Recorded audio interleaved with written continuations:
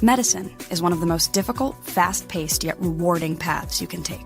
You can set out on your own and navigate the student loans, the bureaucracies, and systems that define a typical medical career. Or you can apply for the U.S. Army's Health Professions Scholarship Program and launch yourself into a medical career like no other. Your tuition will be completely covered, and when you graduate med school, you'll learn from and work with some of the most elite minds in medicine. That's the Army difference. Learn more and apply today at goarmy.com/HPSP. Every generation needs a revolution, Jimmy. The American dream is just that. Just a dream. War is a continuation of politics, only by other means. Politics is a continuation of economics by other means. This is our bank. This is our war. And this is our plan of attack. Banks have become an essential threat to our democracy. So consider this justice. Thank you for listening to Revolution Radio, freedomslips.com, the #1 listener-supported radio station on the internet. Please help support this station so this battle can continue forward. Revolution Radio!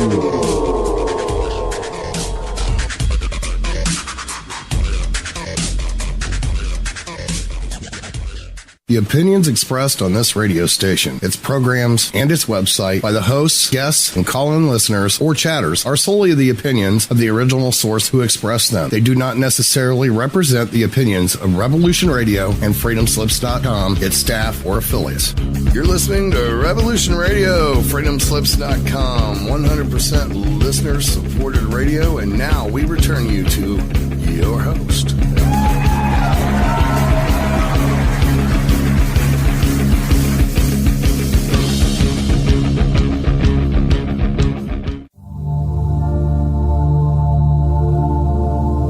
Welcome to Sacred Matrix, a divine paradigm of love and universal consciousness, with your host, Janet Kira Lessin and Dr. Sasha Lessin. Together, we transform the world. And now, here are your hosts, Janet Kira and Dr. Sasha Lessin.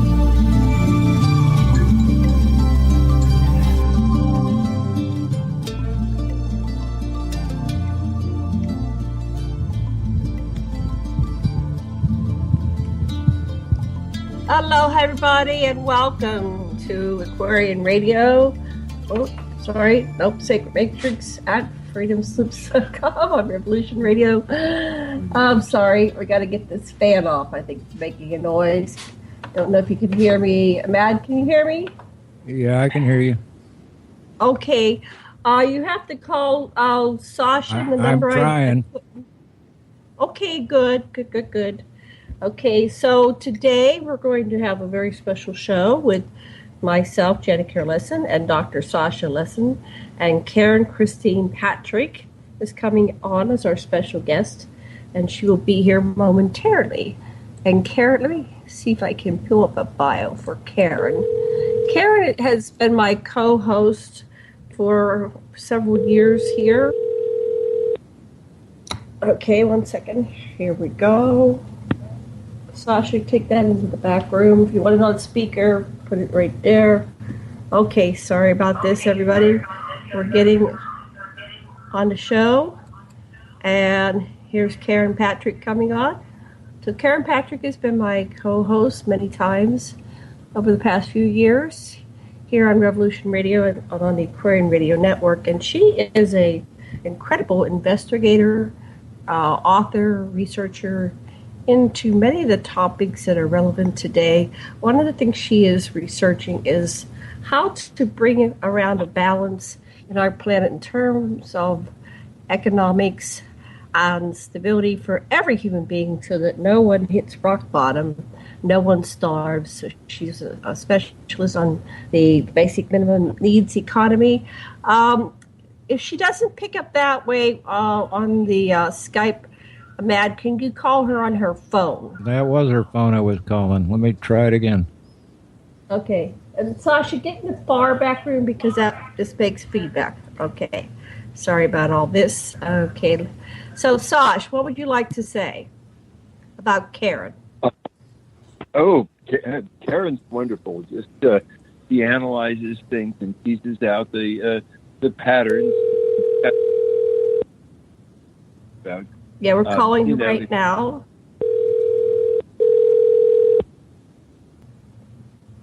Sorry for this inconvenience. Go ahead, honey. Keep talking. Well, okay, you have reached the voicemail box of 505. Okay, let me double check the number in case I gave you the wrong number. That's the number she gave me. Okay, let me check. She just gave it to me. She just gave it to me 3 minutes ago. Oh, she just gave it to you. Okay. Let me double check what number I have for her. Maybe she transposed a number or something. Go ahead, honey. Keep talking. Well, anyway, as soon as you get Karen, I mean, she's got all kinds of intellectual stuff, but her personal journey through life is a hero's journey. And, get her to talk about what she's been through and what she's learned through the life experiences that she's had, because her story is truly inspirational. Excellent. So, okay, I just gave, oops, that's not the right window. Hold on one second. I got the wrong window. Oh, here we go. Sorry for this inconvenience. Technological proficiency. Don't act like us. I know you can do better. Well, keep talking while I look up the number, honey. Go ahead and stand on your head and do a dance. Okay. This is really... This is a Janet and Sasha, Alex Lesson comedy show here. If you didn't know you were getting a comedy show here. Well, it's really fun. Wait, I'll come down here. Okay. Okay. Go ahead, Sasha. Okay. Okay. I'm not sure, but I think she answered because it quit ringing. Hi, Karen. Are you there? Nope, it just hung up. Oh. All right. Try one more time. I just talked to her like 10 minutes ago. Yeah, well, is she signed in on the phone on Skype or on the computer and not trying it on the phone? Okay, I'll tell her. I'll tell her to sign off of Skype because I can text her. Okay. Alrighty, this is fun. We go through this every other day. Someday they'll have some kind of communication system that's far more effective than what we have right now. Okay, I told her to sign off of Skype. Let's see if it works. So, it's a good time for the listeners of an internet radio station like this. Well, you just really dig it. We are getting a chance to talk like you couldn't on the media that you got to pay lots for. This is your station. We're here talking to you. You're hearing our words. You're passing it on. There's hope. There's love. There's life. We're here. We're here because of Matt, because he digs the truth that we're going after. We're here because we've been given a chance, and we are really glad to be able to talk from our hearts to you.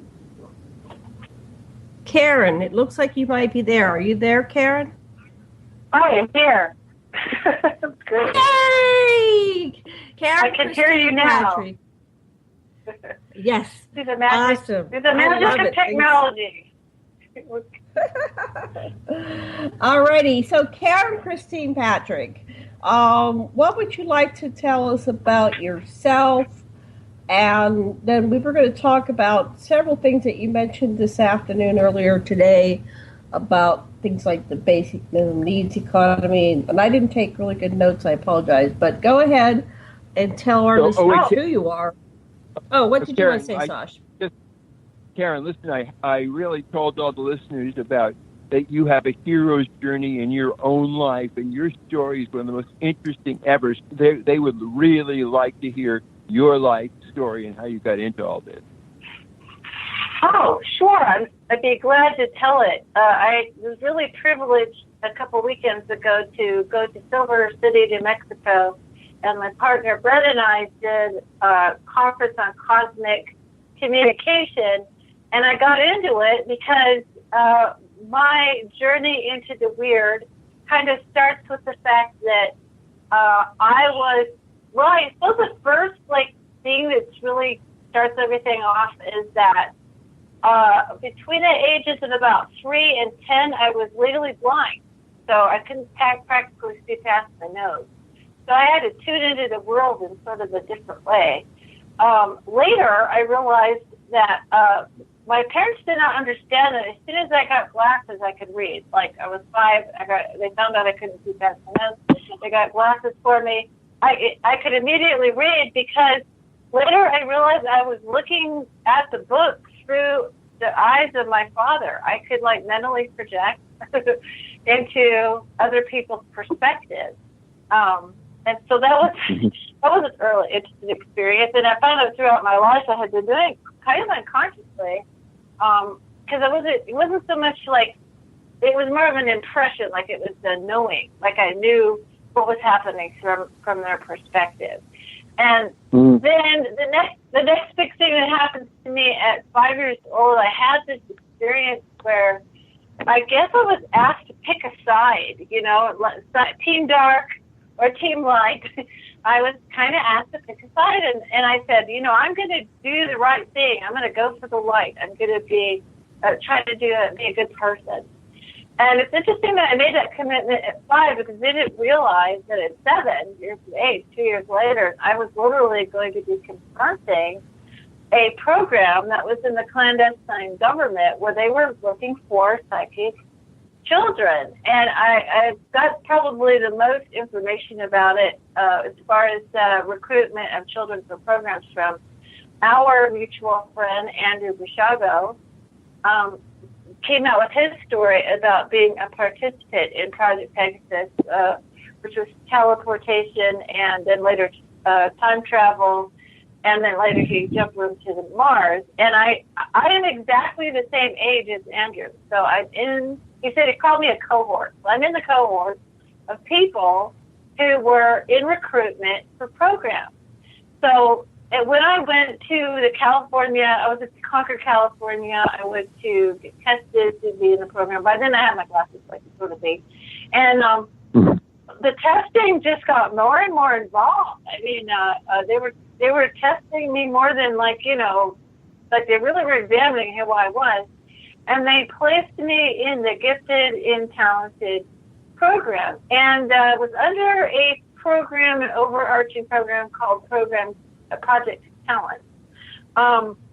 And the sort of the idea of it was we were in the Cold War era, we were in the NASA era, we wanted to upgrade our science and technology and STEM. That was a big STEM season, back to where we gave us that acronym, science, technology, all that stuff.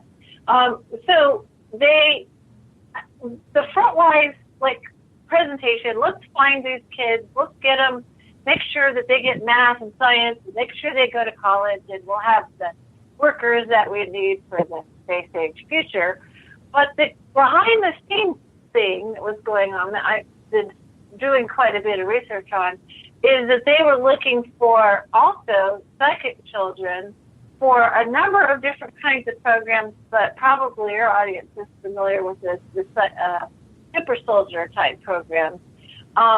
Because at the time that, after the World War II and all that was going on, we just segued right into the Cold War with Russia.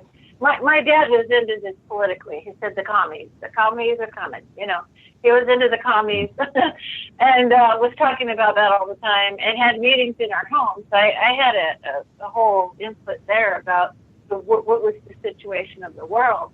And I decided this is a really dangerous world. I maybe even said in my head, planet, I'm an alien that just came to visit and maybe I didn't like writing it up.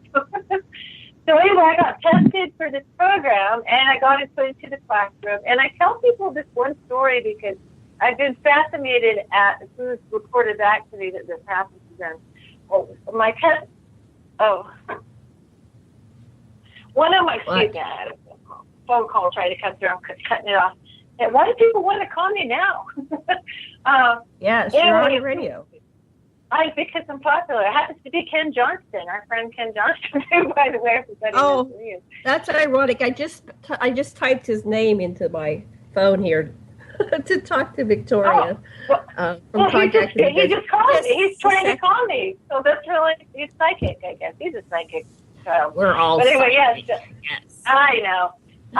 So yeah, so anyway, so a couple things happened that I try to tell people about that recruitment is one day I always like a little respect. Hello? Hello? Hello, Karen. Is she off? No, she's still showing on. Still showing here. Well, now she fell off. Can you get her back on, please? I got to wait for her to disappear in the conversation for her. Oh, then she'll disappear, and then we can go get her again. Oh, man. We're always having technical problems. So let's erase that. Anyway, that was ironic because I was just... I just got an email, and I just typed in Ken Johnston's name, and she gets a call from Ken Johnston at that precise moment. We're having a lot more of those synchronicities in life. What do you think that is, honey? These people that we're interviewing on the show and the others that we've interviewed have been designated as ambassadors to higher consciousness. Are here to help us. She's back. Yes, yes. So, yes, keep going. So I'm just a nerd old child doing my thing, trying to be a good kid. Get called in the vice principal's office, which, struck terror in the heart of any child. And I was brought into the office, and the vice principal wasn't actually there. Sitting in his office was a very professorial-looking gentleman. I perceived he was not a school official, actually, wearing kind of a frumpy tweed suit and had glasses that he looked, just like he looked over the top of his glasses at me like I was kind of an experiment or a bug or something. I don't know what his deal was. But a couple of things he did was he proceeded to give me a full psychological profile. And mind you, I'm 7. I've not really had a lot of life experiences, but it gives me the full enchilada psychological profile with the Rosarch blot tests and all kinds of questions. And I forgot this for a long time, and then one day I remembered this, that this happened to me twice. I was tested with Zenner cards. And Zenner cards are these cards, people see them, sometimes in TV shows and whatnot, and they have archetypal images on them. So like a circle, a square, wavy lines, a triangle, etc. And I had a little map in front of me, and what he wanted me to do was guess which card was going to come up next on the deck and point to it on the map. So he did a couple of them with me, maybe 4 or 5, and I think I didn't do too bad. I was happy with that. Then he didn't show them to me anymore. He just wrote notes down. So what do you think this one is? What do you think that one is? And then I was put in this class, and it got a little odd. It was not reading, writing, and arithmetic at that point. It was a lot of thinking questions. It was a lot of, I felt a little bit like they were leading us to come to certain answers.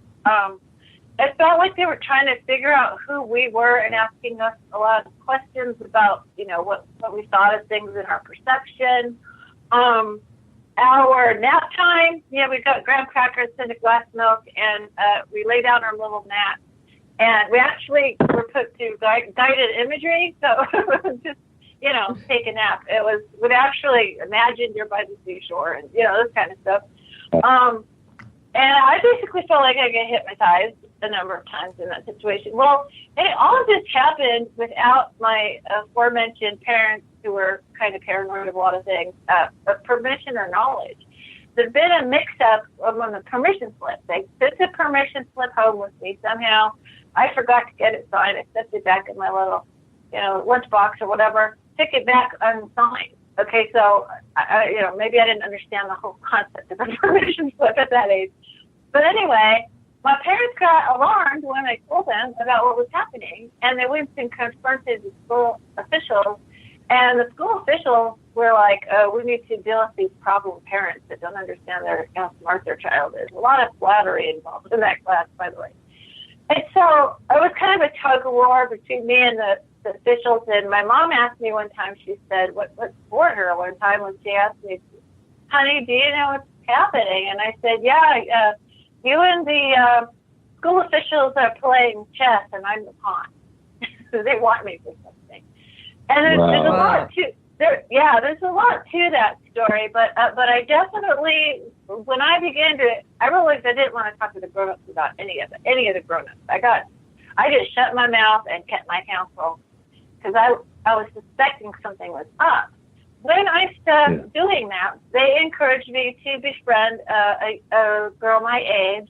And later, based on what she said to me about a lot of, unfortunately, these programs involve a lot of sexual abuse and abuse that, is part of this whole thing that's coming out about Hollywood and everything.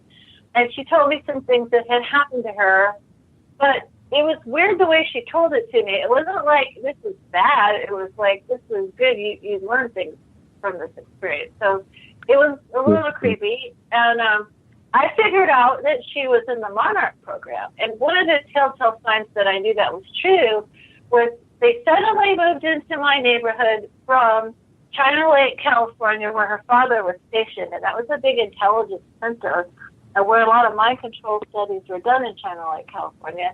And then as soon as I withdrew from the program my parents put me in, I went from that whole situation to Baptist to school with school uniforms and everything. It was a really weird transition.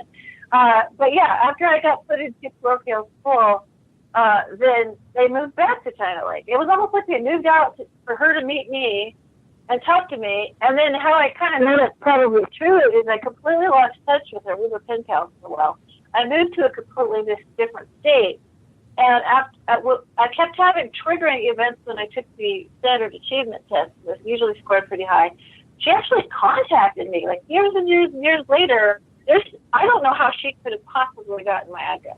You would have had to be an intelligence officer to find us because we didn't exactly, because of my parents' political activities that would happen in the school and everything. And there was a kidnapped attempt with me and my brother as well. It just was hopefully weird there in California. I've now talked to quite a few. My partner Brett and I call him Shepherd. He was a program kid too. We just talked to a lot of program kids, and so they were kids that were in recruitment or fully went into programs or were trafficked. There was child trafficking, unfortunately, involved in this. And so it was kind of a lot to think about. And then what I just did was I put it out of my mind. I just said, okay, I just want to be a normal kid and have a normal life, kind of. And I just said, I'm not going to think about this anymore. So I finished my school career. When I took the 7th grade test, there was another kidnap attempt. When I took the 12th grade test, that's a whole saga by itself. But basically, I felt like I was kind of monitored, We got to do something with her. So what happened? This is interesting. I knew that I had to kind of do something about me. I wasn't just going to go into the quiet night and just, live my life. I was a little bit too, I couldn't do remote viewing. I think they were trying to figure out, hey, is she a remote viewer? But I couldn't see past my nose. So my the whole viewing part of my brain didn't function. That I'd run into stuff. So I wasn't that visual, but I did with remote knowing. And so I developed what I later learned to call my mentor, I guess you call it, our board, and talked about having gnosis ability or the knowing. So that is what I learned to do. And then I didn't know what it was called, and it was later on that I, began to discover what this was and what I was doing. And then I was having occasional contact with other beings, but I went really hardcore into my religious, part of my life, and I was afraid of that, so I kind of pushed all of that way. And I just had information coming in, and it was always about the planet, like what was going on with the planet. But my parents being politically aware about, all the things, going on in the world. I learned about the Bilderbergers and the Federal Reserve and the Council on Foreign Relations. I'm like a little kid, and I'm hearing this in my home. So I'm learning about the financial, what's going on. And my dad constantly pointed out on the news with, how they use trigger words to kind of say something like the idea of a conspiracy theorist was made up by the CIA to make people who had questions about the JFK assassination and other types of things to make them look crazy, rather than being, a conspiracy analyst. Let's replace that term. Yeah. So that's kind of my early childhood, and it was rough and impressive. Definitely. Well, that's very interesting. Apparently, there was a program called Project Talent where they were looking for people, and the more I interview people, the more we are finding young people recruited at a very early age. They're looking for psychic abilities and abilities beyond the norm. I had, I forget which one of my people that I interviewed, she said that they actually are seeking the metagene. There's Penny Bradley. There's Penny Bradley. Yes, Penny Bradley, right. And so when I was younger, I flipped a chair. No, my mother flipped a chair, a big overstuffed chair, so that she had the metagene. And then when I got older and this guy was trying to beat me up or kill me, I basically, with no martial arts or any formal instruction, I got him down on the ground. I was on top of him, but I went black for a while. I didn't remember what had happened, and then I came back, whatever I did, and I was on top of the man, and I had him by his collar, and he was shocked, like, how did you do that? And I don't know how I did that, but apparently there are people that have abilities. I was in a project called Project Stargate, and I'm still finding out about that, but that was the doing things similar to what you're being tested for. Somebody's making noise. Stop making noise. So, Sasha, did you have a comment or question before we go to the next thing? No, it's just this is. Thank you so much, Karen. It's incredible that you've come out the other side, and I guess for me the big question is, can people, that are so clear as you, reach back to the people that are entrapped, the people we love, and we bridge the gulf and empathize in a way that helps heal this planet. You're channeling Gaia. It's so apparent to me. That's the big voice that you speak from. That's what I hear. Thank you for asking that question. Well, first of all, I have to say I've appreciated so many people along the way getting me the information to put this puzzle together. You guys were a big part of that. I was just talking to somebody the other day about on the Spreaker platform. You were going to look at the first show I listened to. I got the whole Anunnaki story. It was really important to me. I am an Anunnaki contactee. I just appreciate people who've shared their experiences because that's really difficult to do. I came out with my experiences starting in 2012. I figured, hey, if it's a year that you're going to do that, it might as well be that year, But I sublimated a lot of my experiences. I was involved in a cult within a church, so it was a little bit tricky to talk about, but I was in a Christian denomination that I grew up in, and within it was sort of an inner circle group that had cult-like tendencies. And that church actually split off a cult. And when I was there when it happened. This is one of my features of my life to give me experiential knowledge, is that I'm kind of like the Forrest Gump of this stuff. I'm always at the right place at the right time to observe something and go, oh, wait a minute. That's, I was there when this cult thing started, and I do believe it was connected with the government. A lot of people just, we think of lone gunmen or cults or people under mind control. We don't realize that there's kind of a program here. There's kind of a plan. I just heard Bill Burns talking about how they were talking about Project Monarch and all of that because they wanted to deprogram. I guess we had in the Korea era, which unfortunately I lost my grandfather during that. In the Korean War, there was some prisoners who were American prisoners, and they switched these American prisoners with Russian prisoners, and they were going to make them sleeper agents, I guess, to come in the United States. And so he said Project Monarch was so that we could, find out who these people were and deprogram them. And I have a lot of respect for Bill Burns, but baloney, I don't believe that for a minute. It's hard to accept the fact that our country, maybe not so much now as it was in earlier years, we're now seeing something is really wrong with the meta level of America. There's something wrong at the top with our leadership. There's something wrong with the way we all, fight and bite at each other, when we really all kind of want the same thing. And so I think and of course we have the media as such a domination of our society in ways that it's always been, but even more so now. It's like something's going on. And I think that they were, first of all, when they had Project Paperclips, and this is kind of where I would say it starts, it's a marker, it starts earlier than that, because I would say deep politics, deep religion, there's a lot of that already has mind control kind of built in. And, I would have people that possibly be listening, please understand, yes, I was listening to my but I am doing my deprogramming. Are you doing yours? People go, I don't listen to that guy because they were under my control. Well, did you hear that on TV? It bothers me when people dismiss somebody because they admit that they became aware of what they were involved in. And the thing is, it's hitting us on all cylinders in every aspect of society. So the main thing for us to keep in mind is to deprogram ourselves.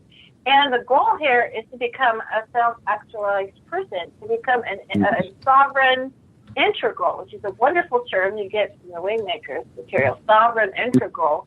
It means that you're a holarchic being. You're a whole being, but you're also part of everything. And so as you go, if you go towards that, you'll really fluff off a lot of nonsense, I think. Oh, that's beautiful. Well, you could just say those last 2 or 3 sentences again. It's just incredibly uplifting to hear that. Well, the thing that was kind of clear to me, and I talked about this on that cosmic communication, is that we've had the mind control is construct a software mind prison. And in the shape of it, it literally has a shape. It's a pyramid. I call it the pyramid of power. And at the top of all pyramids, the tippy top of the pyramid is called a pyramidion. And a pyramidion are elite 1%, are rulers, are billionaires. It's the people who kind of run everything. And then they want us to fall somewhere in line on that pyramid at some level. It's about levels. It's about there's a top and there's a bottom. But the sovereign integral is a Merkaba. So if you look at it as sacred geometry, and I know you guys talk about that, it's a pyramid. One pyramid up is the male principle, and another pyramid, counter-rotating pyramid, is the female principle in balance of one another. And that is the image of the sovereign integral. That is that we are all individually connected to source and individually being who and what we are, but we're whole within ourselves. And this is what all the pyramid of power people want to take you off of. They want you to be timid and afraid and unsure of yourself and unsure of your thoughts. I get a lot of, are you sure and what about? When I talk to people who I know are struggling with their program, they'll go, I'll say, well, the Anunnaki came here and influenced our politics of our planet. And they'll be like, are you sure? Where'd you get that information? It's just they're picking it apart, And then they'll do what about? Well, what about this and what about that? And, I'll do some of that with people, but mostly I've got to stick to my ground because it's kind of like, I've looked into this and you can take it or leave it. If it works for you and resonates, great. If it doesn't, don't worry about it, because we need to think our own thoughts. We're here to have a human experience and to experience things as a human, to have our observations, to learn, to grow, to try stuff. When I was kind of coming out of religion, go ahead. Listen. I'm telling you, Karen. If the audience can feel you as well as I can, I hear you telling the real truth right from the heart, right from the highest level, and I'm just awestruck at how beautifully you bring us to that kind of consciousness just by your words. Thank you so much. Well, the other part of my life experience that taught me a lot was I have 3 children, and my youngest child was born with a list of disability issues, primarily hydrocephalus. She had hydrocephalus, spina bifida, which she had to have her spine operated on at birth. And she's my teacher, and I learned from her, and, people that in your pyramid of power would be at the bottom, right? They would be the most needy, and some people are rude enough to say useless eaters, which is a horrifying, term. But these are people who, when we flip that pyramid around and we say that all of the servants, the people who taught me to be the servants to the people at the bottom, and that the people at the bottom, if you want to call it that, are teachers to everybody. So we've got to really evaluate how we value people. And a big part of what was going on with these programs was the transhumanism agenda, which kind of says humans, it's kind of saying we're not very strong or smart as humans. We need to have something else added, And I think we've maybe dumbed down our physicality and our mental capacity, but I think actually the human instrument, if you use it as a tool, all the ways that it could be used, is very underutilized and undervalued. And I think anything that you would call ascension would be that we would find out more about our capabilities and not necessarily transfer our capabilities to technology. Karen, one thing that really has fascinated me lately is the idea that the humanoids that have been running things, the Anunnaki especially, were so bent on their own conflicts that they asked for a group that had some kind of unified mind and could be at peace to help them. And that's when they asked the Zetas, the tall Zetas from Zeta Reticula, to help. And the hybrids that have come out of the stuff done in the 80s and so forth are among us now. And there are diamond children that are showing us that it is a diamond and that there is hope, and that we've really been blessed by these adapted children who are among us now and interbreeding. And so I don't know if that's true or not, but I sure do like it as a possibility.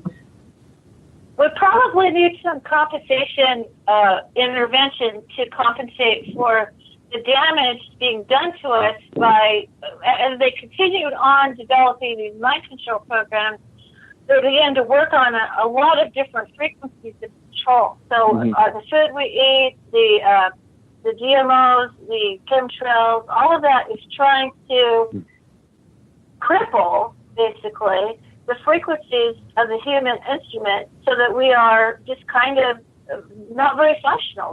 We're physically not very functional, and mentally we are controllable because we aren't thinking our own thoughts. We're always looking to the outside of ourselves. That was one of the interventions, the negative interventions of the Anunnaki, was to kind of make us part of us servile. And I think the Enlil Enki story was so enlightening to me, because I did see that some of us are, there's some people, they just wouldn't know what to do if somebody didn't tell them what to do. They've been conditioned that way. And other people, and they love structure, and they love that hierarchy pyramid thing. Other people are self-directed and ready to, be, I call them free-range humans. I think Enki wanted free-range humans, to run around and see what they do. Let's see what they do. He was curious. And that's, it's the underutilization of the wisdom of the feminine that caused basically the peaceful society that Nimrod had generated all over Eurasia, where there was free trade and women could do anything, and it was peaceful, and there wasn't war and there wasn't slavery. And so that's exactly the hierarchy that puts men above women, is what's crippled us from ever having uniform empathy for everything and everyone on the planet and for the planet itself. Yes, that was a huge part of my cult within a church thing, where they were really harping on the submission of women, women to be silent. I know people who've been in the fundamental circles kind of know what I'm talking about, to be subservient to the husband and to not work outside the home, which didn't become practical economically over time. So that's sort of, but this is their ideal, you know, was the 1950s Stepford family, you know.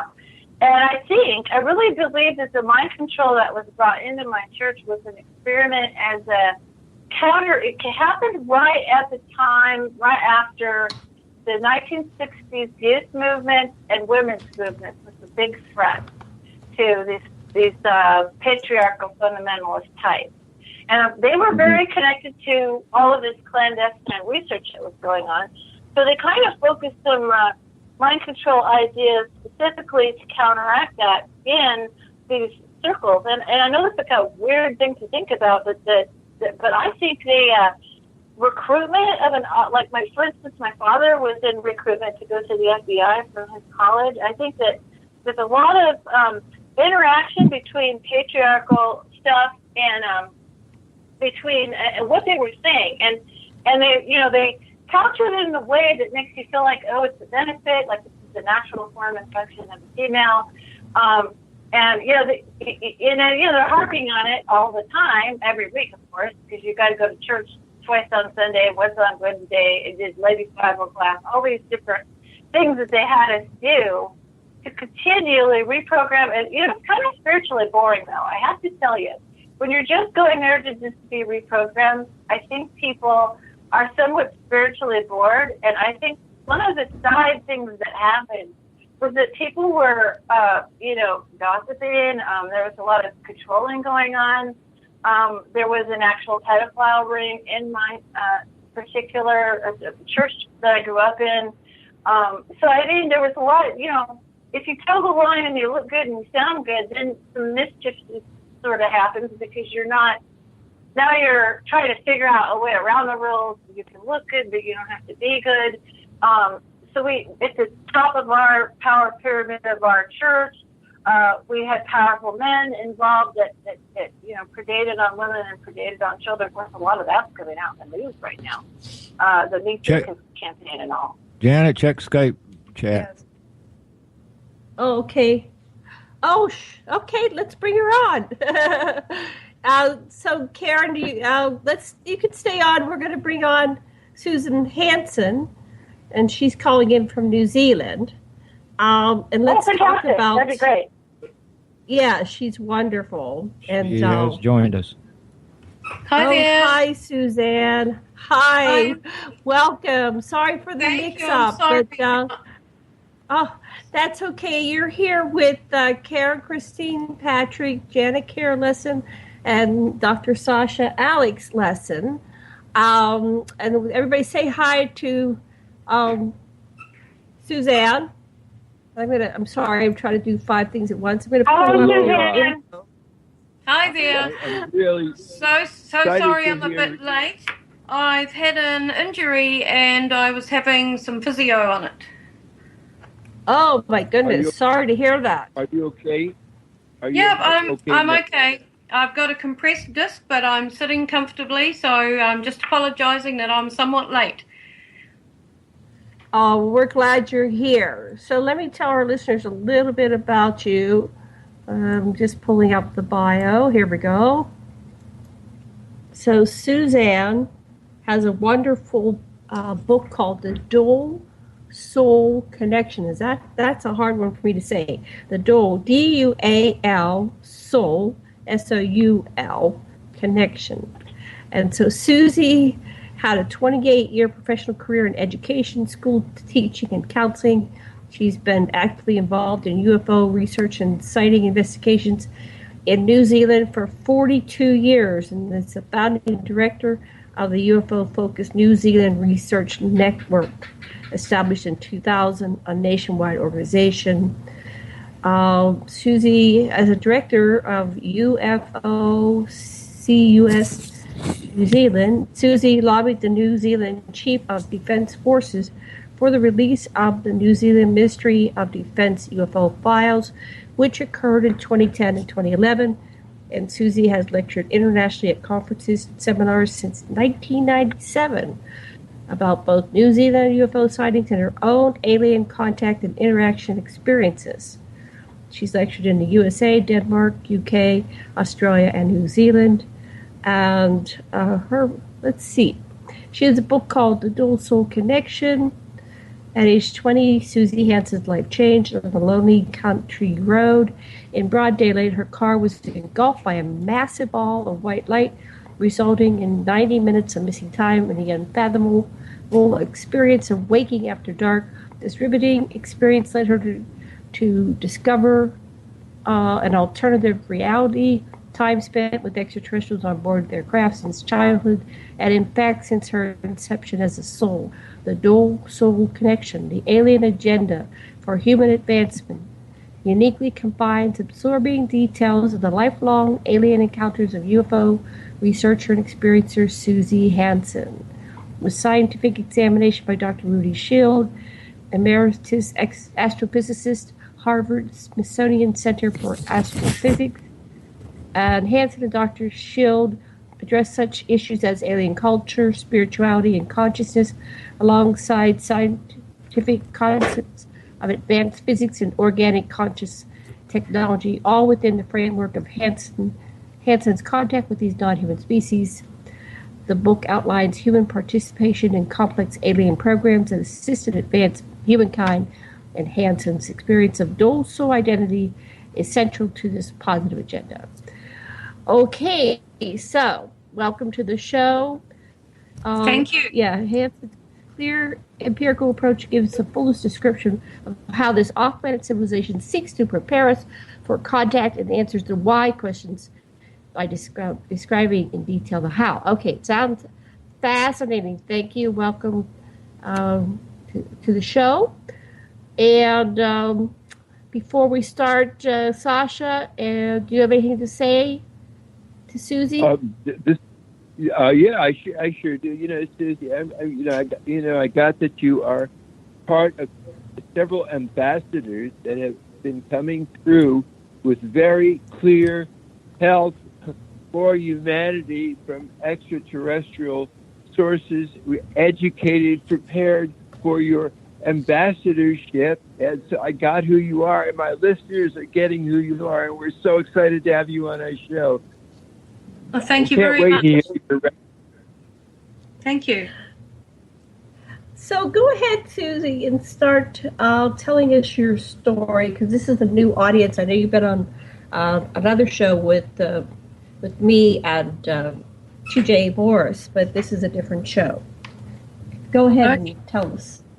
Okay, well, I guess my experiences that I recalled initially started in childhood, but it was much later that I realised I'd actually been communicating with these entities since before my reincarnation on this planet. But we'll go to that perhaps a little later. So I had these memories in childhood of dreamlike memories and waking at night and seeing these glowing beings, glowing figures by my bed. At that stage, they didn't show me their facial features or bodily features. Whoops. Maybe because they didn't want to frighten me. So I saw these golden entities, golden silhouettes, I call them. They were small, so they didn't fit any of the concepts that I'd been provided in Sunday school of angels or anything like that, even though my mother said, well, they're probably guardian angels or spirits of family members who have come to look in on you. Remember, this was back in the 50s and 60s when all good families in New Zealand went to church on a Sunday and Sunday school. However, to me, they felt very different. I couldn't really, as a child, identify what they were, except that they were these little creatures or silhouettes that appeared at night, and I would recall them speaking to me, and I can recall replying, but it wasn't through the voice or my mouth.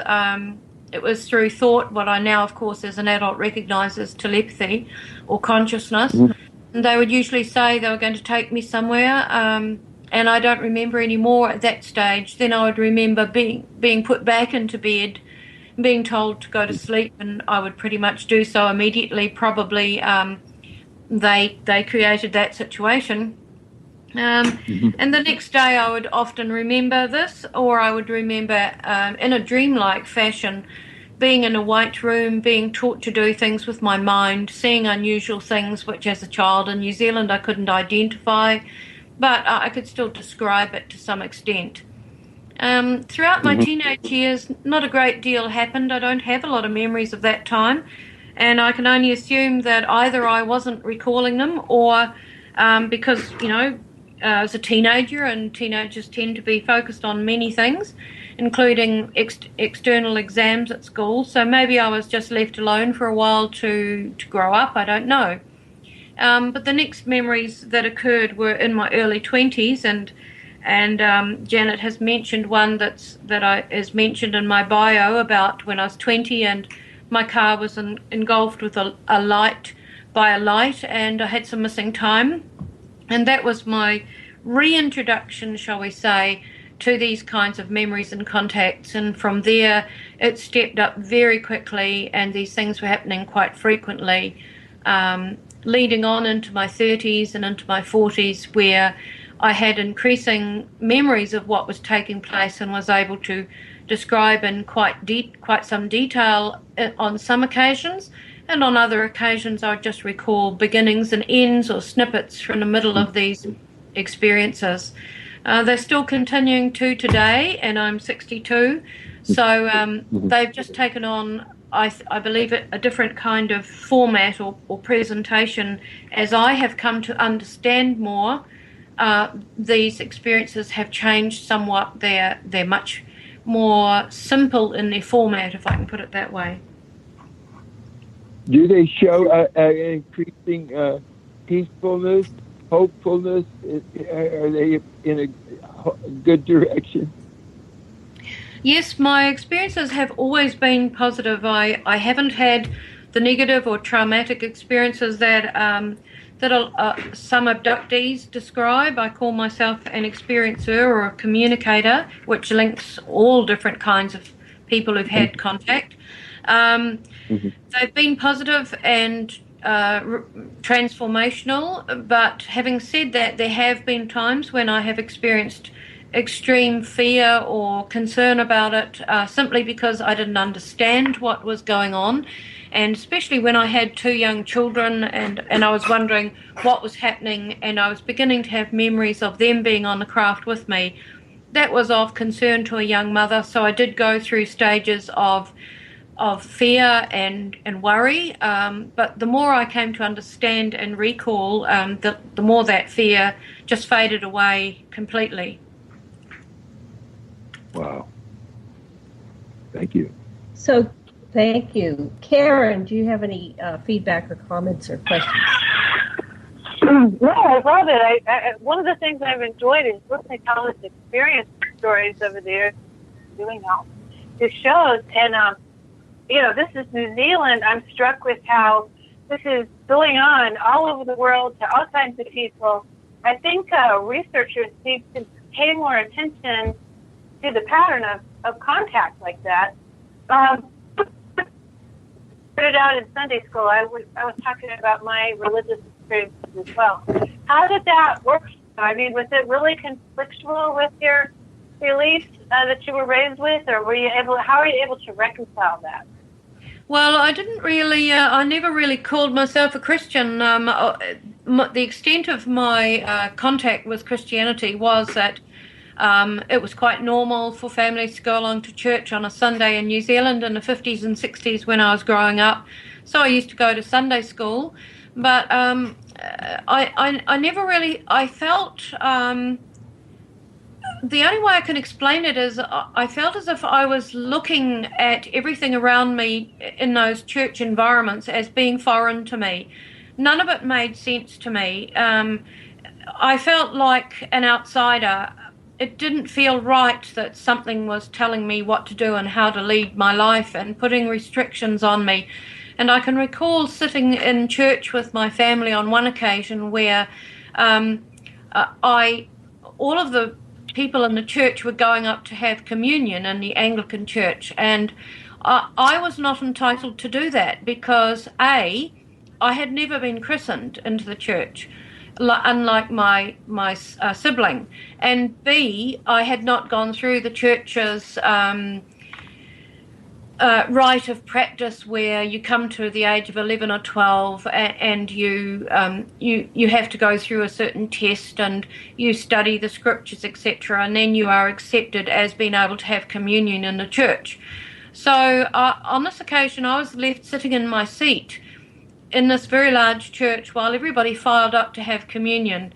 And on that occasion I thought, well, this is good because I don't like this. I don't feel as if I fit in here, and I don't even feel the need to be a part of what everybody else is doing. And not long after that, I guess, our family, for whatever reasons, moved away from going to church on a Sunday. And I certainly didn't miss it, and I've never belonged to a church or anything like that ever since, and I have my own personal viewpoint on it. So I guess from an early age, I could experience a lot of things that in those days the church thought was very bad, such as being able to see spirit people and communicate with them from an early age. And even today, of course, there's a lot of people who have quite negative thoughts about that. And so from an early age, I showed these mediumship abilities. And Suzy, we'll have to pause. We have to take a break here for about 5 minutes. We'll be back in 5.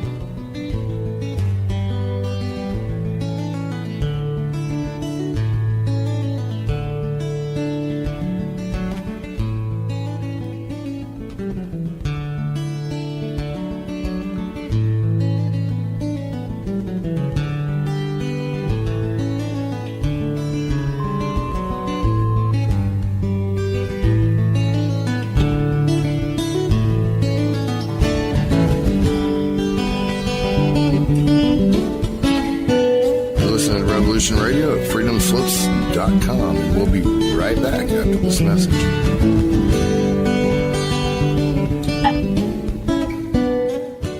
You need some more speed records in this day and age. You need coverage. Coverage? Oh, you mean them little root weevils that crawl around popping off cameras in your face? Those root weevils write history. Many of you know that quote by Jack Nicholson in A Few Good Men. You can't handle the truth. Well, you can, and Event Horizons will give you those truths. So when you're mad as hell and not going to take it anymore from that memorable senior network, you'll know just what to do. We will draw you in and become your news addiction at Event Horizons. Join us Monday through Friday from 10 a.m. to noon Eastern Time at freedomslips.com. Revolution Radio.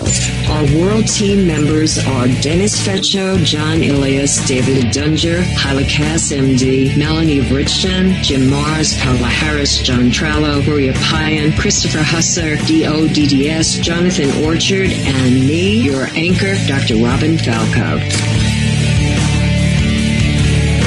If you decide not to volunteer, it will not be held against you in any way. Sounds dangerous. It is. Very dangerous. Count me in. And that's right here at Revolution Radio, freedomslips.com, where information never sleeps.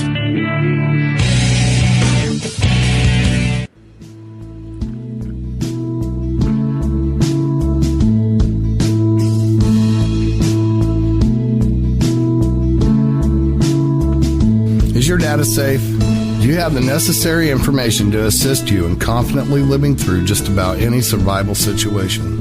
Is survival and gardening, off-grid living, medical knowledge, or even natural or man-made EMPs on your list of personal concerns? Do you have your documents and your personal information in a safe place in your hands where you know where it is? Well, check out our preloaded EMP-proof thumb drive. Over 3 gigs of survival documents and how-tos, plus the USDA offline food preservation website, and much, much more, including a surprise bonus we just can't tell you about here. With plenty of room left over to store your most important documents. Imagine if a megavirus or a computer failure took out your bank, or all the banks for that matter. Are your banking records safe in your hands? So when they get things fixed and repaired, you can say, hey, look, this is what I had. You have it. I want it back. Is your personal data safe? Family records, addresses, phone numbers? Well, squeeze on over to freedomslips.com. Yes, that's www.freedomslips.com. Click the banner on the homepage for the EMP-proof bullet drive to get the full scoop of everything that we offer. So, folks, keep your data safe for your peace of mind. Revolution Radio, freedomslips.com. You don't need to expect us. We're already here.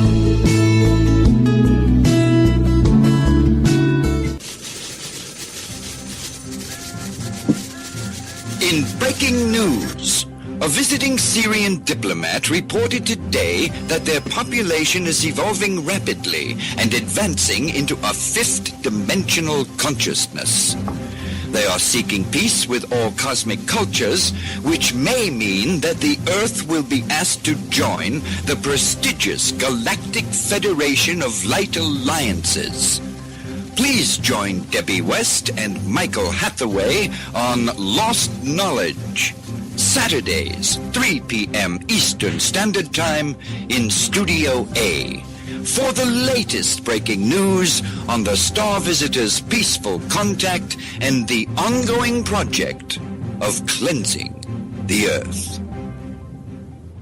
This is the people's war. It is our war. We are the fighters. Fight it then. Fight it with all that is in us. And may God defend the right. Warning! Warning! We've got to stop them! They're going to kill us all! See how the trouble you've started? Be they the government, be they industry, be they organized labor, be they anyone, or human beings. Time when the operation of the machine becomes so odious, makes you so sick at heart that you can't take part. You can't even passively take part. And you've got to put your bodies upon the gears and upon the wheels, upon the levers, upon all the apparatus, and you've got to make it stop. And you've got to indicate to the people who run it, to the people who own it, that unless you're free, the machine will be prevented from working at all. Revolution Radio at freedomslips.com, the #1 listener-supported talk radio station, throwing ourselves upon the gears of the machine. Revolution Radio, where information never sleeps. You called down the thunder, well now you got it. Right! You tell them I'm coming! And hell's coming with me, you hear? Hell's coming with me! Revolution Radio!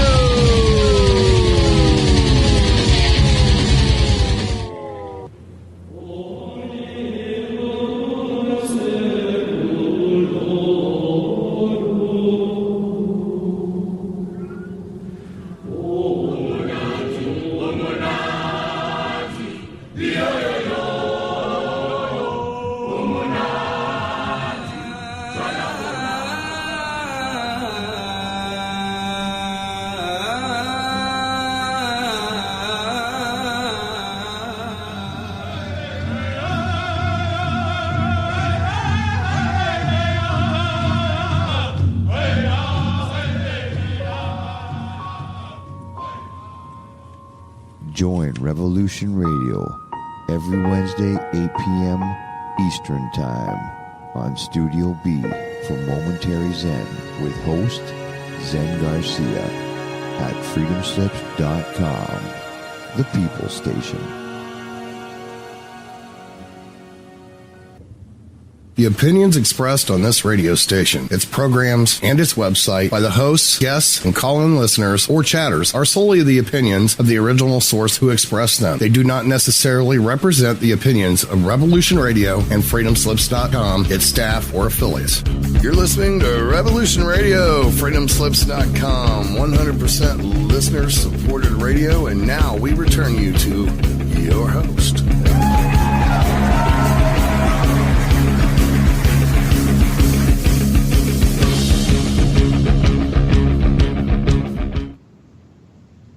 Aloha and welcome back to the Sacred Matrix on Revolution Radio at freedomslips.com. And I am your host, Janet Carolissa, with my co-host, Dr. Sasha Alex Lesson, and producer Thomas Becker, with our special guest, Suzy Hansen, calling in from New Zealand. And before we get back to our show, I'd like to remind everybody to please go over to the donation button on freedomslips.com and make a donation today. Okay, I've got background noise coming in. Let me see if I can quiet that. Sasha, could you mute until you talk, or just hold down the noise? Everybody hold down the noise. Okay, go over to the donation button and donate what you can, $1, $5, $15, $20, $25, $30, $45, $50, whatever you can donate. We will greatly appreciate it. Mad Painter, where are we in our donations for this month? I'm sorry, I'm not in the old chat. I'm in the new chat, and it's not listed in there at the moment. we have a new chat that we want everybody to register, which is at www.freedomslips.com/Ajax. Okay, we will do that and check it out. So I wanted to talk to Suzy. Sasha, do you have anything to say? And then I want to look at the second half of the show. What would you like to say before we go back to the show? Okay, just that this is really great. We're really getting a chance to really look at the possibility that extraterrestrial contact and help is being systematically offered to us in a way through ambassadors like Suzy, and we have a chance of reaching out in empathy with everybody and with the planet, and that it's possible. And it's just like, tell us more. You're giving us hope. Let's hear it. Yes, wonderful. And I wanted to talk about what do you mean by the dual soul connection, and also the description of how this off-planet civilization seeks to prepare us for contact and answers the why question by describing the how. So the dual soul connection and how we're being prepared for contact by this off-planet civilization. Back to you, Suzy. Okay, thank you, Janet. In my book, I write about the 3 waves of volunteer souls coming to this planet. Now, that may sound familiar to some listeners because Dolores Cannon has also written about that. I spoke about that first in 2007 in Sydney, Australia, several years before Dolores put her book out. And I outlined at that stage, and I have outlined in my book, a series of souls that have been incarnating on the planet for the last over 100 years, actually. And from my understanding, it was ascertained by our spiritual governing body, which I have nicknamed the UGB, Universal Governing Body of our planet, that oversees the incarnation of souls here for various reasons. There was concern amongst them, but also amongst our cosmic neighbors, that we were heading down a very bad path, partly because of our quite rapid increase in our understanding of technology over the last 100 years through the Industrial Revolution, etc., but also the spirituality has been decreasing. Instead of increasing alongside that, it's actually been decreasing on the planet as people become more focused on themselves and their own needs rather than having a communal or a global perspective on life on this planet. So they formulated these 3 groups or 3 waves of souls who were, shall I put it this way, recruited from what Dr. Rudy Schild and I call a great field of consciousness, where souls reside, or soul sources or soul sparks, whatever you like to call them, reside between lives. It's one of the many places that they reside. So they were recruited and offered certain tasks on the planet that would help speed up our evolution, our development of consciousness and spirituality, in order to be able to reach a point where perhaps we can have open contact with our cosmic neighbors, or at least be able to use some of the technology which we're currently developing with responsibility, compassion, and understanding of consciousness. So these 3 waves have come in at different times, and I was told from the age of 8 onwards about these programs that they are running, educating humans. So people or souls within those 3 programs, those 3 waves, have received education as a soul, education before they incarnate, what their task is to be, what the difficulties might be, etc., etc. And then once they incarnate, then they have double or triple education. So they are they go on board craft in their soul state to learn more. They go on board craft as a human to be instructed and taught things, to be tested and put into programs and prepared for eventualities coming up on the planet over a long period of time, over a lifetime. So the idea is not to come in as an alien race and take over and tell us what to do and enforce anything upon us. The whole idea behind these 3 programs of incarnating souls, or 3 waves, is to create change from within. We have to do this ourselves. This is part of our soul learning. That's why so many of us are here at this time. We have to make that change ourselves. It cannot be enforced upon us, because if it's enforced upon us, it's not learned. We actually have to learn it ourselves and make that progress ourselves. But to give us a helping hand and a step up, they've taken thousands, if not hundreds of thousands, people on board craft and given them this background education that is being utilised in their lives and in their own tasks that they're carrying out, not only for their personal growth but for that of the planet. And this is right across the board. It's from people in very day-to-day jobs right through to scientists and other people within the professions as well. And although some people may not remember everything that they've experienced, there are many who have, and those are the people who are in the group that's going to be speaking out, communicating with people, as I and many other experiencers have done. So what I find difficult is that many researchers on the speaking circuit today don't understand a lot of the things that experiencers are talking about, and I think many of them give it their own flavour or their own little pet series developed, and I think in many ways some of those researchers are leading us away from what experiencers are trying to say and trying to convey. Not all of them, there's just a handful of people who are doing that, and I think that's unfortunate.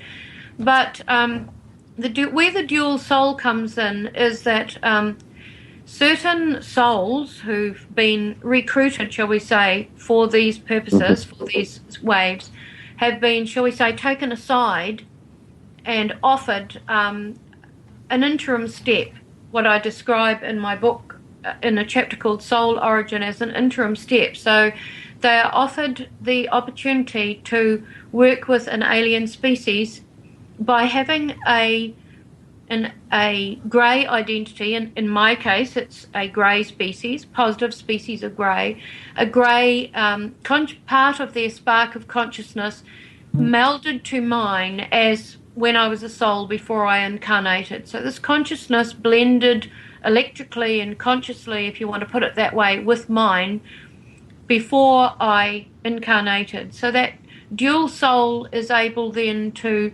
take part in things on the craft, activities on the craft, not only as I've already described as a soul or as a human, but also as a grey. And many experiencers describe how they go onto the craft and they recall quite clearly stepping out of their human body and going and doing healing activities or other activities using technology as a grey. And this has been very much misunderstood by some researchers over the years and not fully understood by many experiencers. But this whole idea of the dual soul explains how this can take place and how this form is able to manifest.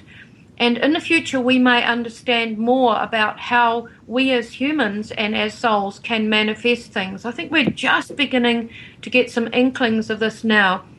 And if we look at some of the technology that's being developed worldwide in universities and scientific research facilities throughout the world, we're looking at very much moving towards consciousness and telepathy as being the key to the technology. So a lot of what people learn on the craft and what they experience in a grey form or a human form is to do with this development of the consciousness and bringing the human consciousness up to speed. Because if in the future we are going to be able to openly communicate with our cosmic neighbours, we are going to have this greater understanding of consciousness, because that's how they operate. That's how their technology operates, their societies operate, their communications operate. And we're a long way from that still. So the whole idea of these three waves of souls coming in and the dual soul connection is to help raise this consciousness and to help people to become more aware of what we can be and the direction in which we're heading. Wow. Well, that reminds me of a couple things. So I strongly identify with the Anunnaki. And perhaps there's something in me that has a dual soul that is part Anunnaki. My one other girlfriend identifies with the Greys and the Anunnaki.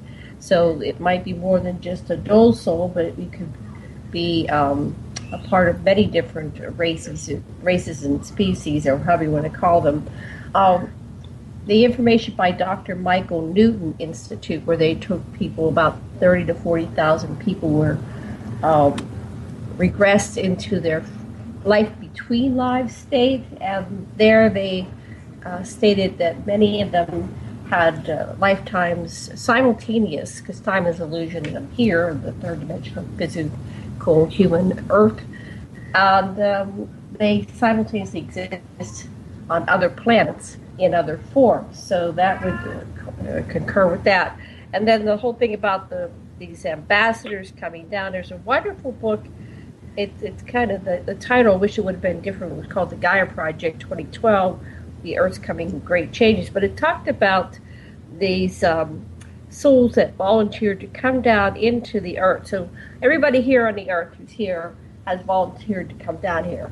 And so what they're creating is a virus, kind of like an antivirus to this evil paradigm that exists throughout the cosmos.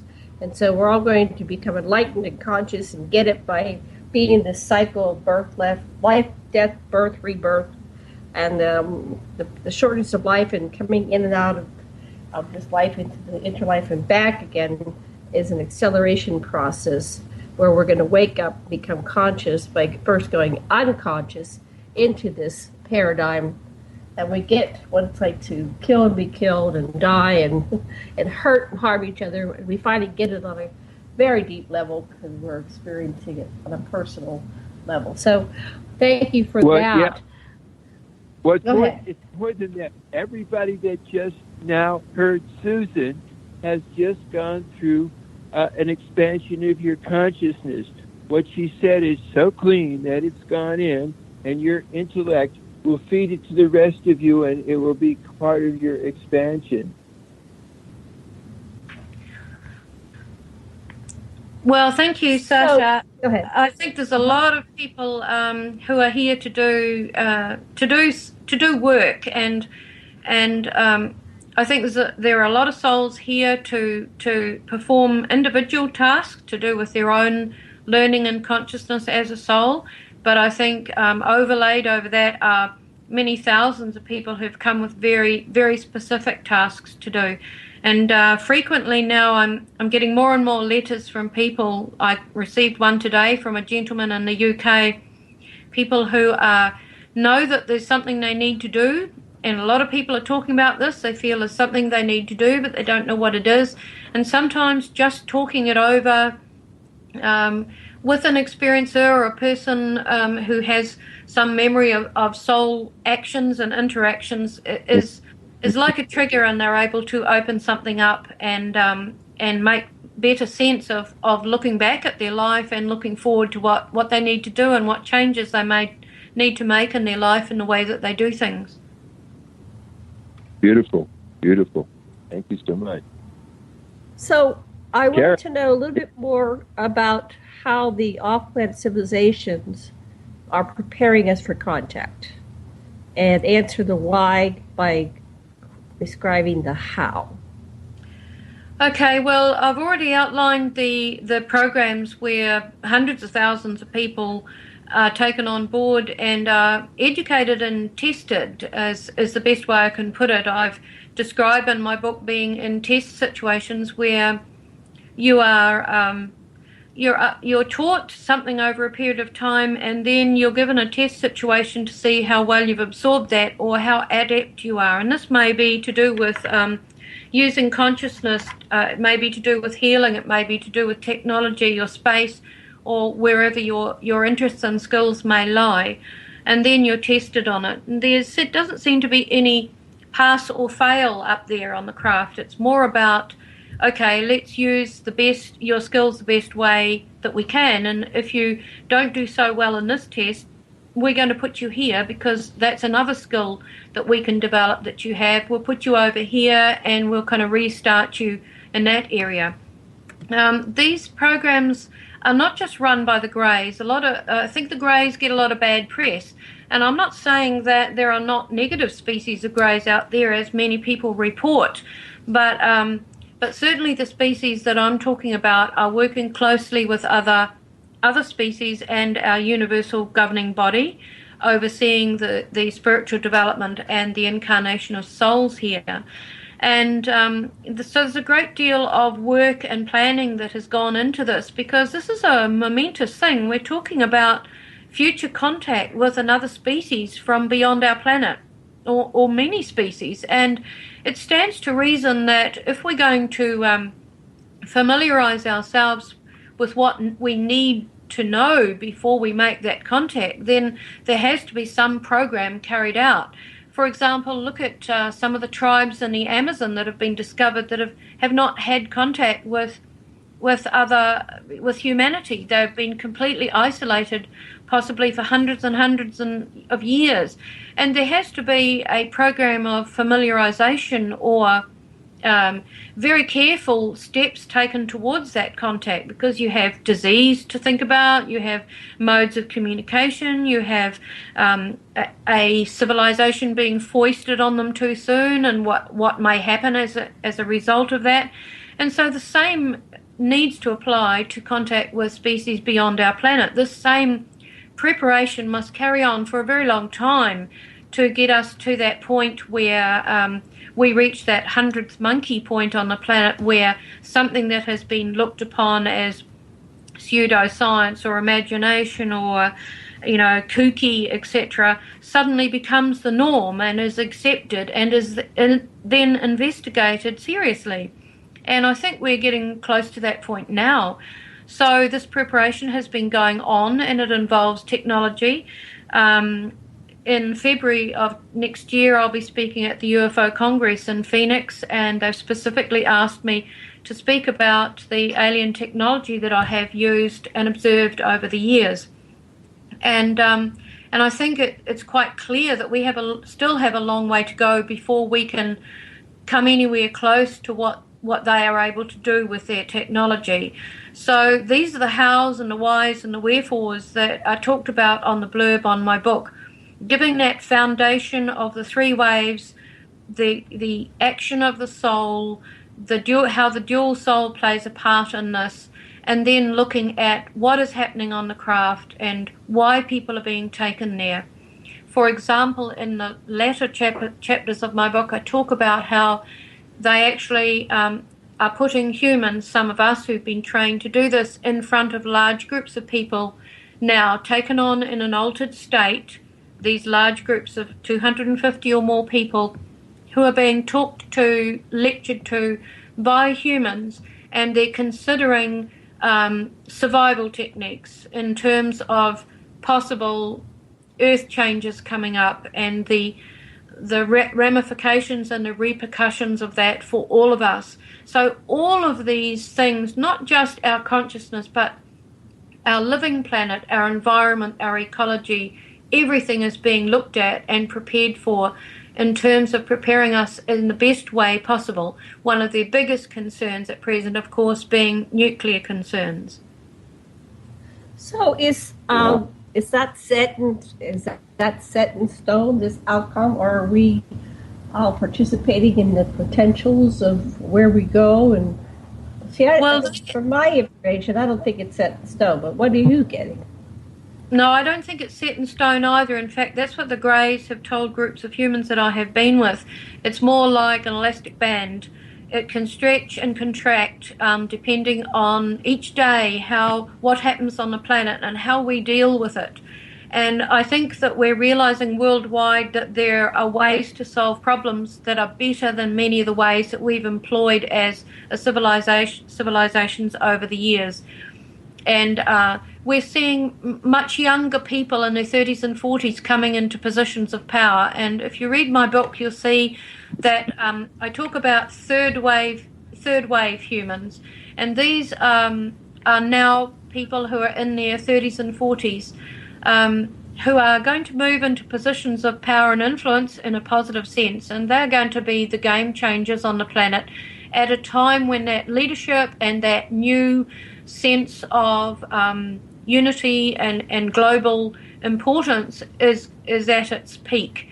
So if we're looking ahead and we're seeing possible earth changes, we're having people coming in with new ideas and new ways of solving problems, which is what we need on the planet at the moment. I think we've become very entrenched in the warlike attitude. But yes, I agree, Janet. The Greys selected an analogy that the group of humans I was with could understand at the time, and that was a train journey.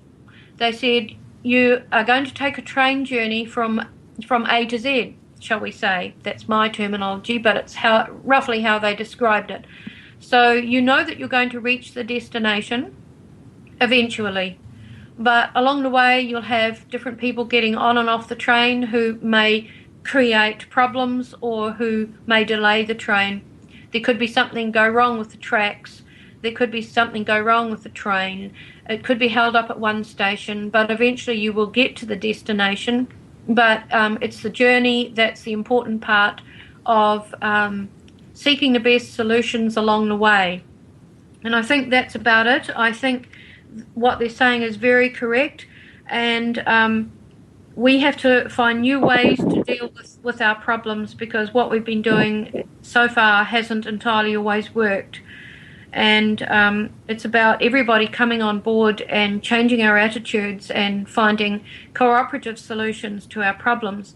And they said that the Earth is a living entity, and although there may be Earth changes, how far we progress in our consciousness on the planet between each event that might happen will dictate how severe that event might be. So that was very hopeful to me, and it also made me realize that consciousness is not just between creatures or humans or entities. It's about the Earth and living planets and living creatures that have sentience as well. Oh. Yes, and I go ahead, Sasha, you talk. What did you want to say? I really feel what you're saying. This is really a time to feel from your heart, just to allow any imagery that you hear that we're getting over. And I just want to say this is Revolution Radio, and I listen to the spot between how angry everything is. Well, you don't have to come from anger, because at the base of anger is just the need for appropriate assertiveness. That's all. Anger can be turned to appropriate assertiveness.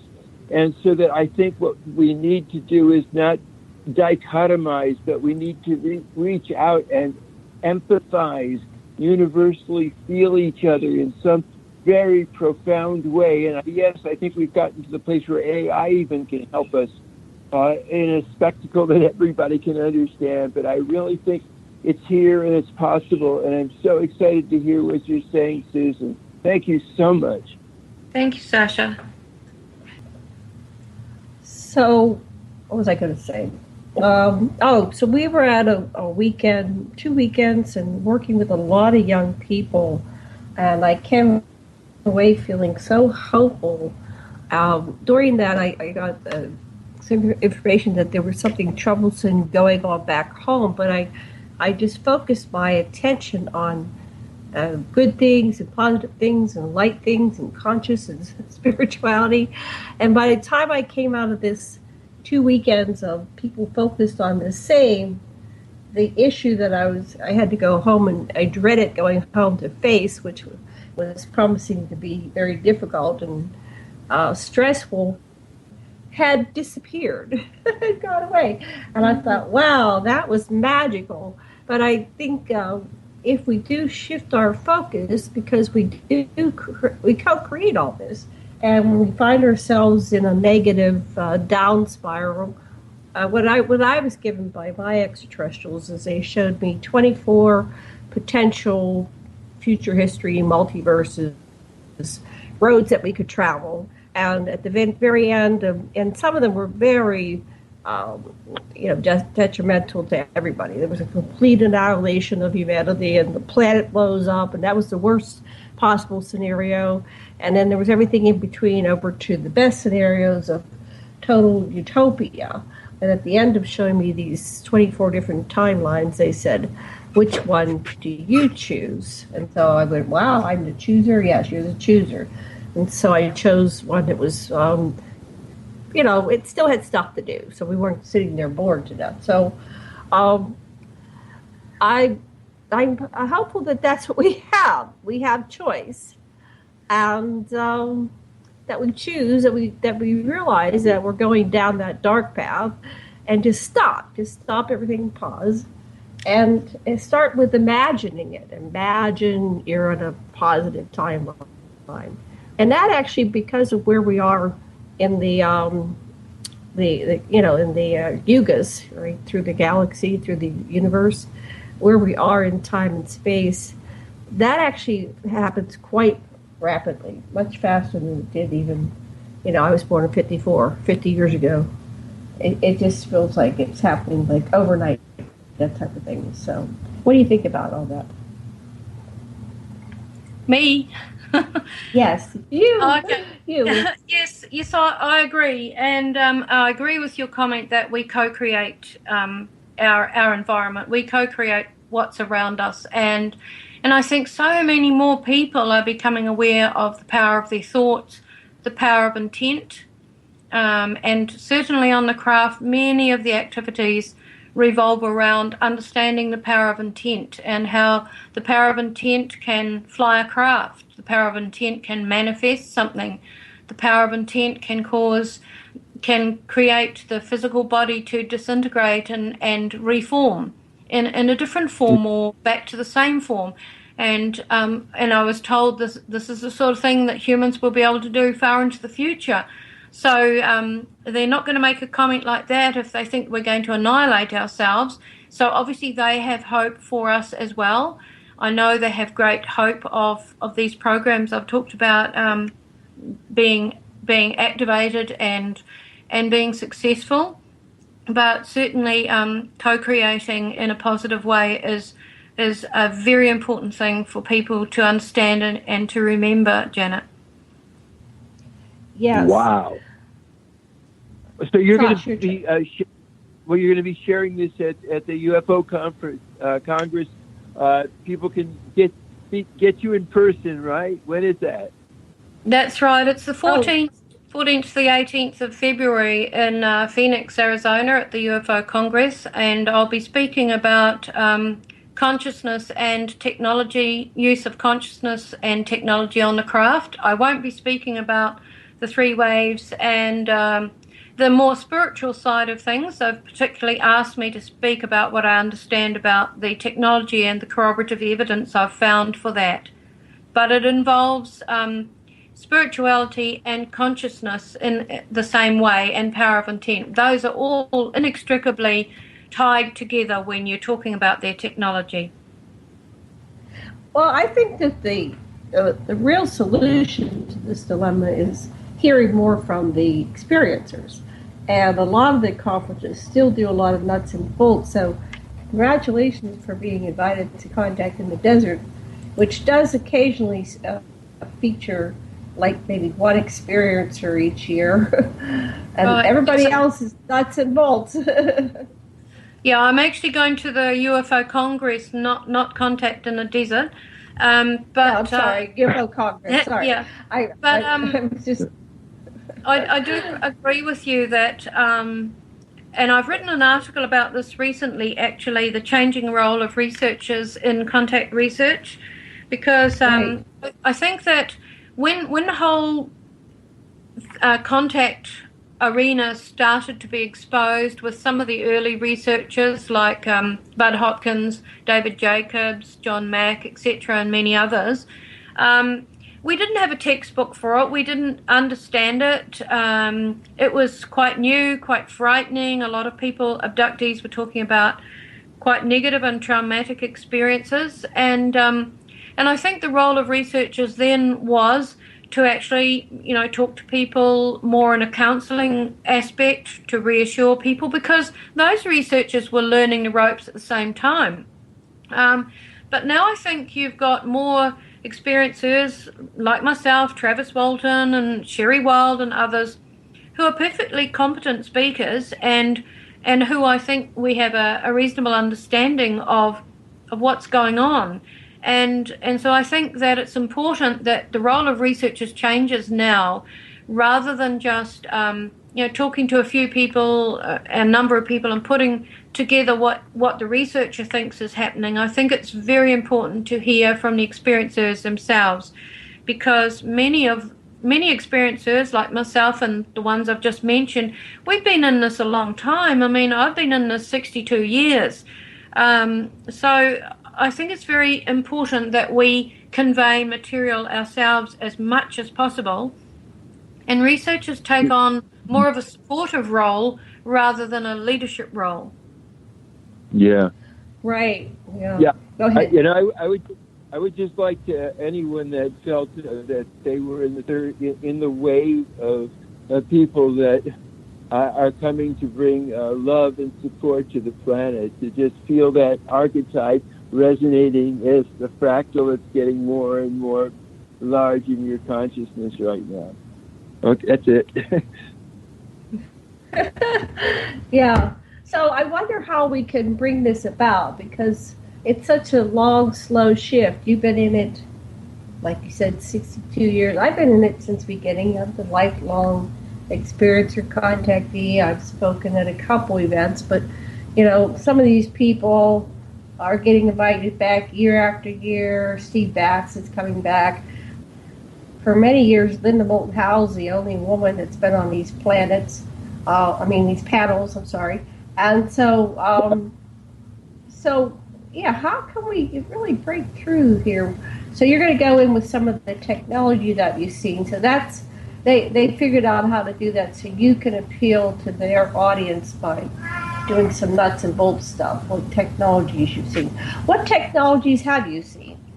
Well, I think it's, before I talk about the technologies, I think it's more the fact that that I've spent a very long time trying to address the criticism that skeptics and some scientists, and a lot of other people in the public make, and that is that, well, you people have had experiences, it's all in your head, or you've got a vivid imagination, or you're a hoaxer, or you want to make money, all of those kinds of negative attitudes towards the accounts of experiencers and abductees. But so I have tried to approach my experiences in a more investigative way, having one foot also in the New Zealand sighting investigation in New Zealand for many, many years. I use the same principles really to address my own experiences. So I have revisited the places where things happened. I've talked to witnesses, talked to people who lived in the areas. I've really gone into the nuts and bolts of my contact experiences, if I can put it that way. And what I have found is, quite inconsequentially, quite unexpectedly, I have come across people who are able to describe something that I have seen in the way of technology in exact description. And I think that the best way for one way for experiencers to put across that credibility card to the public or anyone else is to actually have that corroborative evidence that someone else on the other side of the world you've never met, never heard of, has seen the same and used the same piece of technology as you.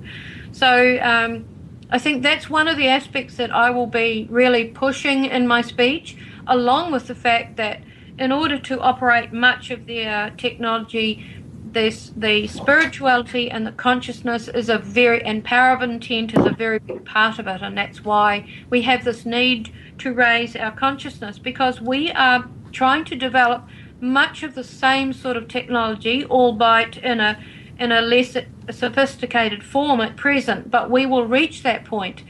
And if we don't have that elevated spirituality or consciousness to deal with that technology, then we could go down that same track of misuse, using it for money, using it to harm each other. There has to be this positive slant on this potential technology, so that's what I will be putting across at the Congress.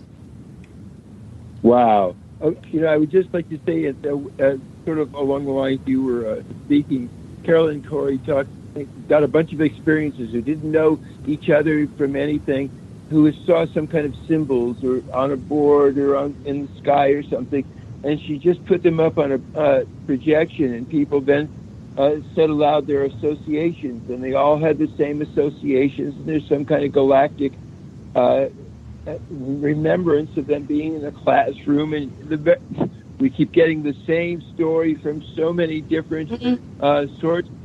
And somebody else, it was Russell Brininger, had just gone through this mathematics of, of all the hybrid experiments where people's fluids and flesh was taken. That's been over for some, and the hybrids are among us so thoroughly. They are hope. These are the children that are adapted, that can think, empathize. That's what the Greys or the Zetas have to give us, is the ability to feel each other, to be able to have a group mind. And what we have to offer, and we got something really cool too, which is individuality also. And I really think it's the other species are groovy too, but so are we. We got a lot to offer. That's what I think. Yes, I agree entirely. Sorry. I was just going to say one of the technologies that I saw was this.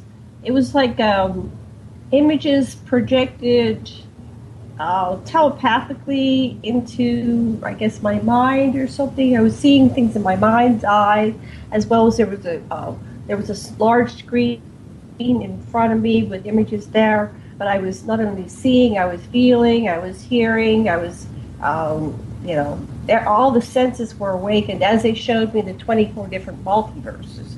Have you ever heard of that technology? Anybody else experiencing that technology?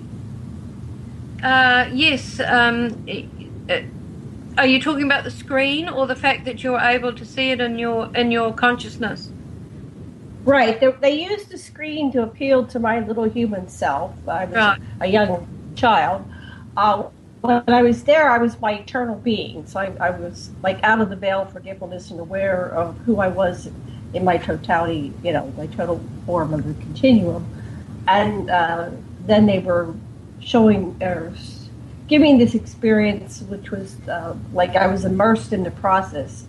And all my senses were awakened, and I saw, and I heard, and I smelled, and I felt everything that was going on in these different timelines, these different futures, the potential futures for myself. While she was dead.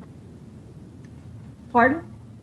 No, this was when I was alive. No, that was another experience. This is when I was born. I was teleported instantly up to the mothership and taken to a room where they showed me all these images. So have you ever heard of that technology?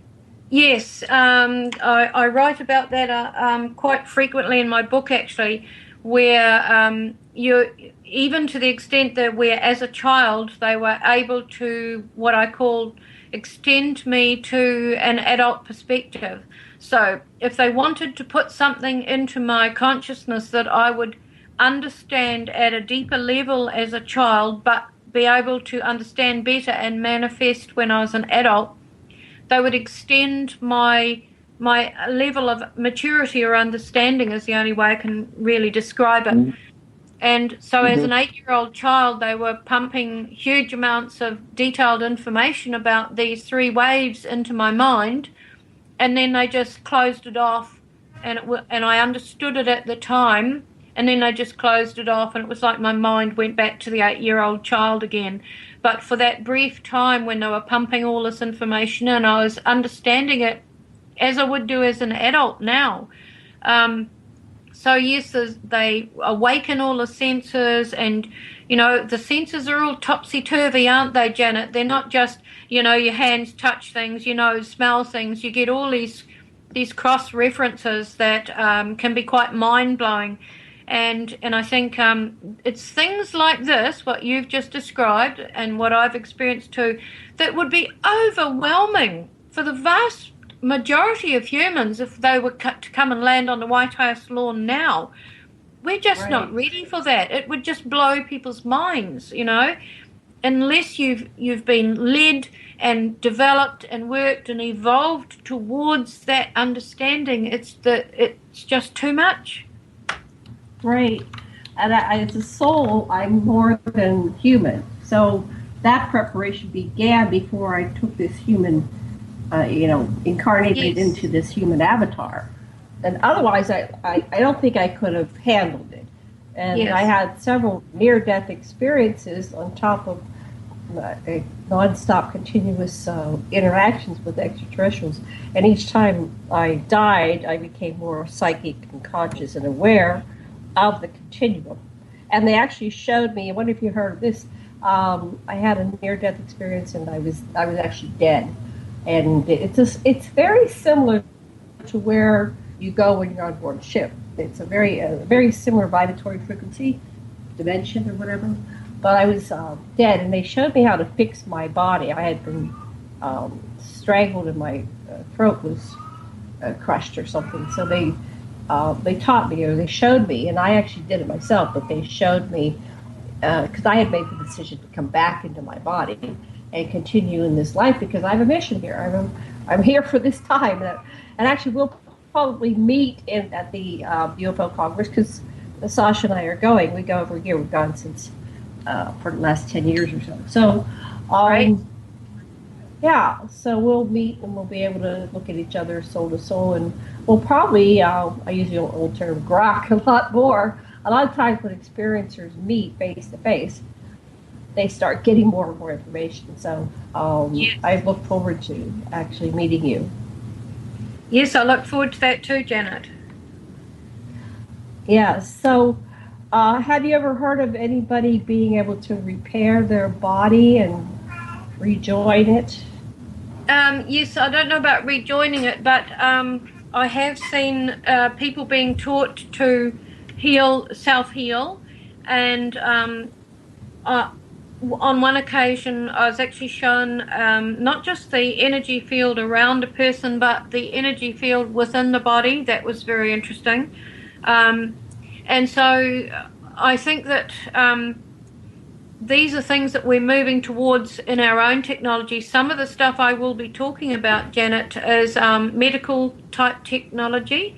And I have talked to, since my book came out, I've talked to a number of scientists, 2 neuroscientists and astrophysicist, Rudy Schild, of course, who contributed to the book, but theoretical physicists and physicists have been writing to me, asking questions and talking to me about some of the technology I describe and my understanding of how it works or what is required of it. For example, I've just had to have an X-ray on my spine because I had a compressed disc.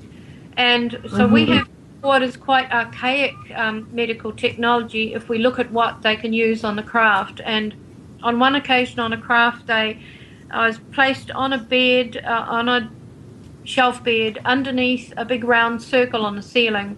And then they touched a little screen, and down from that circle on the ceiling came this beam. Now, I wouldn't call it light, I wouldn't call it energy. It was something combined or something in between, formed a perfect circle over my body.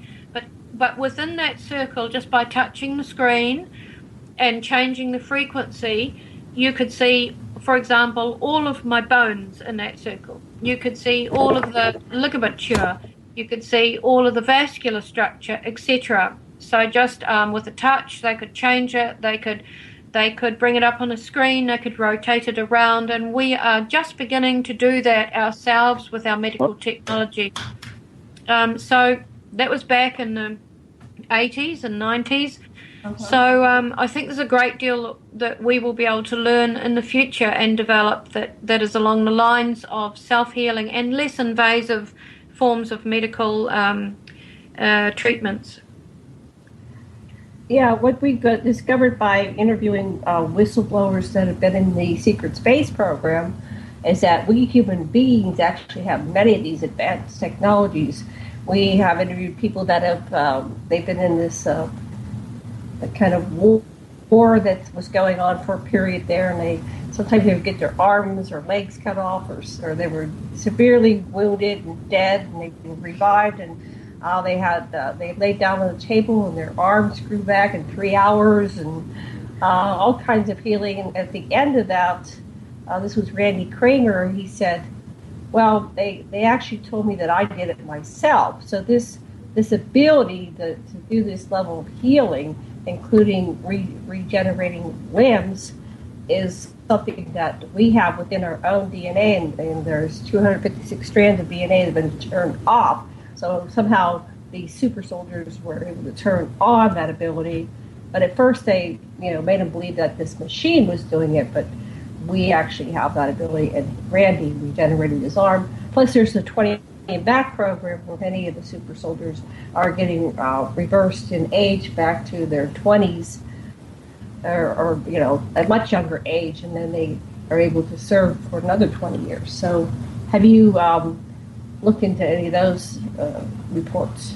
Yes, I have. I was just reading about that the other day, actually, Janet, and what saddens me is that I have no doubt there are some phenomenal technologies that have already been developed and are in existence, but I have to question why the general public is still suffering and not able to take advantage of these or to learn how to operate them, because this would be part of our slow progress towards moving more and more in that direction, and so that it becomes part of our everyday lives and covers so many more areas of our lives. My concern is that some of these technologies are being developed for the wielding of power rather than for the betterment of people on this planet or entities and creatures on the planet. Right, so it seems to be power, manipulation, control, greed, keeping the wealth in the hands of the few and the rest of us impoverished in a kind of corporate economic slavery. So that brings to mind, is there going to be some kind of assistance or intervention at some time from our kind and loving extraterrestrials, and one that support us awakening and joining, I always use the analogy, joining the Federation of Planets Love and Light. Do you have any information on that? Is anybody going to wake up this world and stop this insanity? Well, I think that's what the 3 waves is all about, but it really is dependent on how many people kind of wake up and start making those changes. And I don't like to predict things, but I did say in my book that I feel that in the next 5 to 10 years we're going to have so many more people coming forward. As things open up, more and more people are going to come forward talking about their experiences, and I think that a lot of them are going to be in my age group and the older age and older. And this will have its advantages because they will be grandparents and parents and, community members. They'll probably be in business, or they'll have well-developed reputations or professional lives or, work experience, long work experience. They'll be well known by people. And once you get, Granddad starting to come out with his experiences, well, firstly, the whole family has to say, well, look, Granddad's just been this great guy all these years. If he says this, it must be true. And you're going to have a lot more people feeling the freedom to speak out as the subject opens up more. And that has to have a ripple-on effect. I do have hope. I know that the ETs have taken, vast amounts of specimens from the planet that they are preserving. So even if we don't help ourselves and we end up in a rather precarious situation, they can, and we destroy the planet in some way, life on the planet, they can reseed it. And if humans annihilate themselves or reduce their population, then planet Earth will be quite happy about that. And planet Earth and creatures on it will just carry on as if nothing's happened. And we are actually the species that is not needed. And I think that most humans don't realize that. They see themselves as being superior to the nature world. We're not. We are the ones that are dispensable. Yeah. So we're running out of time. Sash, final words, and then back to... Yes, I want you, those of you who have had visions of peace, who've dreamed of peace, you just remember where those came from. It's time to reach out in empathy and feel everybody, to transcend dualism. We're all part of the same thing. Now is the time for those who love peace and came to do it. This is now. Do it. I love you all. And thank you, Suzy. Yes, Suzy, tell us how we can get your book, whether it's your book again, and your website, any information you want to convey to our listeners. Okay, it's called The Dual Soul Connection, The Alien Agenda for Human Advancement, and it's available on Amazon as a Kindle ebook and as a paperback. And my website is www.ufocusnz.org.nz and www.communicatorlink.com. Thank you very much, Suzy. Thank you. Have a blessed day. Aloha.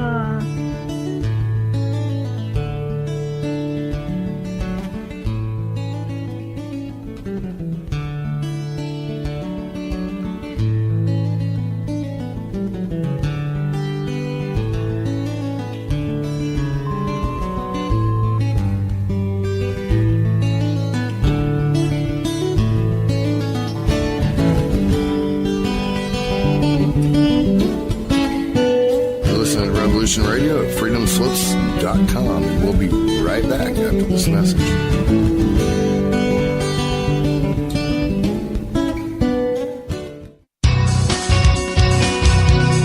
Thank you for listening to Revolution Radio at freedomslips.com. Any commercial advertising you may hear in this program is of the sole discretion and benefit of the host of whose program you are listening to. Revolution Radio does not endorse any commercial products, nor does it accept monetary compensation for on-air advertising of commercial products, nor will it ever. We are and shall remain 100% listener supported. Any product advertising on this program are considered used at higher risk, and Revolution Radio shall not be held liable for any claims or damages received from any product advertised within this program. Revolution Radio, where information never sleeps.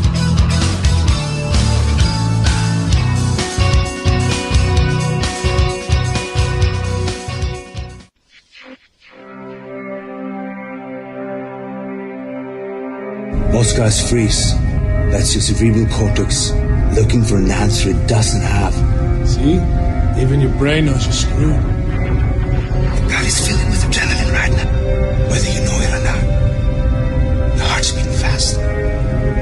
It's getting a little harder to breathe.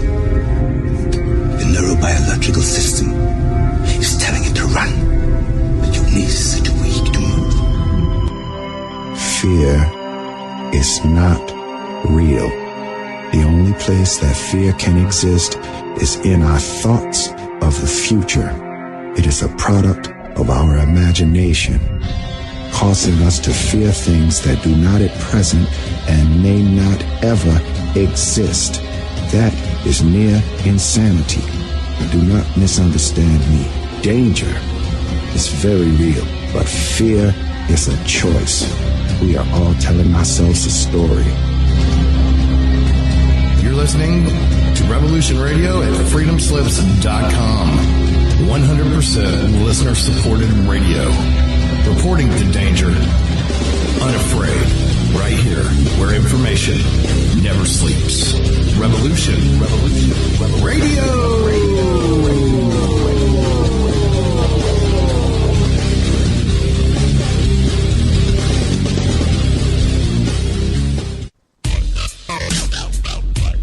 Take a look around, kid. What do you see? Homes being foreclosed.